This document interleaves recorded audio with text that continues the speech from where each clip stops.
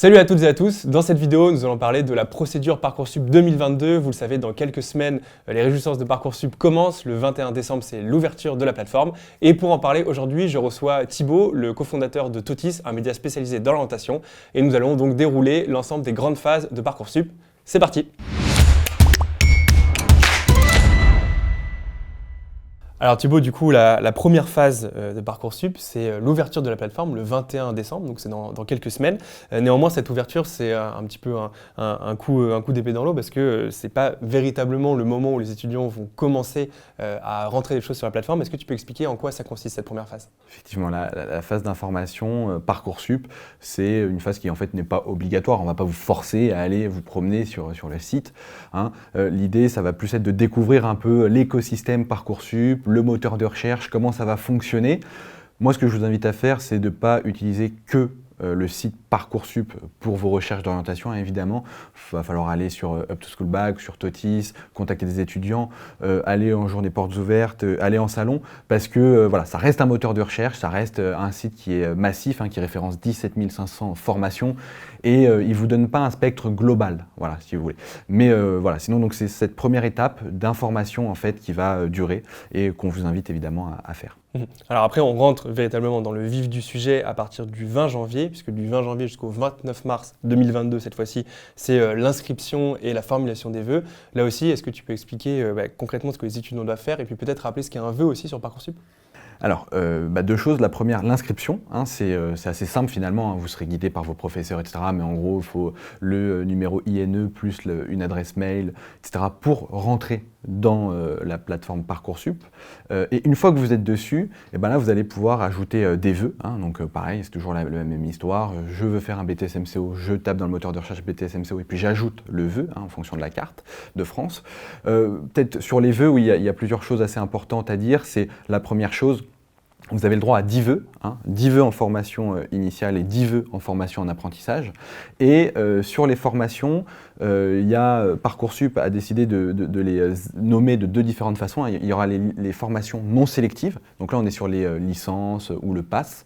Donc ça veut dire que une formation équivaut à un vœu. Donc je postule dans 3 licences de droit, ça me coûte 3 vœux, très facilement.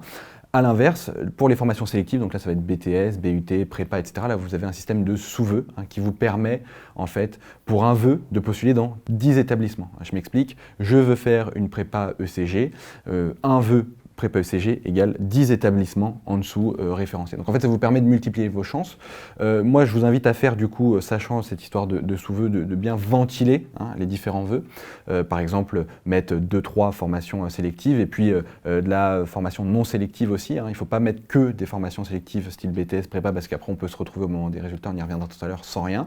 Et puis, je vous invite aussi à vérifier les taux d'accès. C'est l'indicateur qui est à côté de chaque formation sur Parcoursup pour pouvoir estimer un petit peu le taux de pression entre candidats et places de l'année d'avant, parce que pour certaines formations, on le sait, c'est plus difficile que d'autres.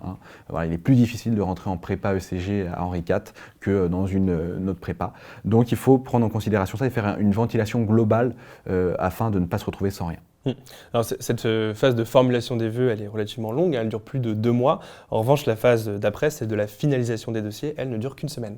Effectivement, en fait, une fois que vous avez terminé donc, la phase de formulation des vœux, il vous restera une semaine pour finaliser le dossier. Vous ne pourrez plus ajouter sur cette phase des vœux, seulement en supprimer et puis finaliser les dossiers, donc remplir les projets de formation motivés, qu'on appelle communément l'aide de motivation Parcoursup, les rubriques, centre d'intérêt, activité et préférences et autres projets.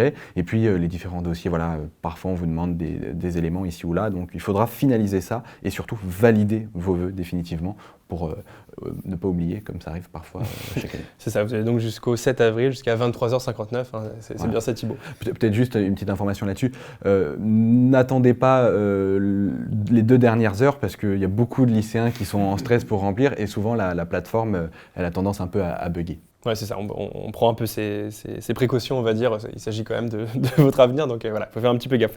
Ensuite, la phase d'après est là aussi relativement longue, et puis là, les étudiants n'ont pas grand-chose à faire, c'est celle de l'examen des candidatures, donc là, c'est en avril et en mai 2022. Effectivement, là, on va classer, étudier vos dossiers, les regarder, et puis les classer. Donc j'ajoute que pour les projets de formation motivés, on dit souvent, c'est pas lu, ça sert à rien de les bosser. pour les BTS et BUT, c'est lu et ça peut même vous permettre de regagner des places par rapport à des candidats qui auraient un meilleur dossier. Et c'est aussi lu par exemple en classe préparatoire, donc faites quand même attention parce qu'il n'y a rien de pire quand on postule à une formation et que la lettre de motivation est totalement un copier-coller d'Internet. Et sinon voilà, donc c'est une étude d'un dossier et puis vous avez aussi la possibilité pour celles et ceux qui auraient candidaté dans des formations avec des entretiens ou des oraux, hein, c'est pendant cette période aussi qu'on va revenir vers vous et qu'on va vous dire si vous êtes admissible ou pas aux oraux et aux entretiens. Alors jusqu'à présent, les vœux ne sont pas encore hiérarchisés, mais donc ça va venir à partir de la phase d'admission principale qui débute le 2 juin. Là, c'est vraiment le moment fatidique de Parcoursup. Effectivement, c'est le moment où vous allez commencer à voir vos résultats au compte-gouttes. Donc je le rappelle, il ne faut pas paniquer le premier jour si vous êtes en attente, etc. C'est le jeu, parce que Parcoursup va vous classer. Donc il va tout d'abord proposer assez logiquement au premier, puis au deuxième, etc. Donc si vous êtes 200, il va falloir attendre. Mais en revanche, ce qu'on peut dire, c'est que ça monte très vite. Ça monte assez vite. Il y a plein de formations où on gagne 150, 200 places par jour. Et donc très rapidement, vous allez avoir des premières propositions de choix. Et j'ajoute aussi que Parcoursup a plutôt été assez intelligent là-dessus. Il vous permet d'accepter une formation, mais de rester en liste d'attente dans les autres. Donc c'est souvent le cas, je suis pris dans telle prépa, mais j'en veux une autre. Voilà, donc vous pouvez l'accepter et sécuriser votre vœu, et en même temps garder la liste d'attente et attendre pour espérer avoir une meilleure prépa. Oui, c'est le fameux 8 mai. Alors, donc cette phase, elle va se poursuivre jusqu'au 15 juillet. Et imaginons, voilà, dans un cas extrême, je n'ai pas de formation. Quels sont les recours auxquels j'ai droit ? Effectivement. Alors, j'ai oublié de préciser tout à l'heure les différents types de réponses Parcoursup qu'on allait avoir.